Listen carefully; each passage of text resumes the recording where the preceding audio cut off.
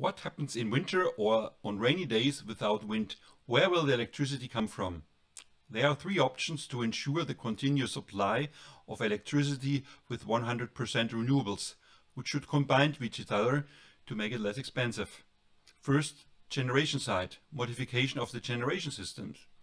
If a solar system is installed in a steeper angle, it produces less electricity in summer, but most important, more in winter. Wind turbines can be designed in such a way that they still produce power when the wind is low, but less during a storm. Storage. Use of electrical, mechanical, chemical, but also thermal storage, because heat and cold can be stored very well. There are excellent locations for pumped hydro storage in close-by countries such as Austria, Switzerland and Norway.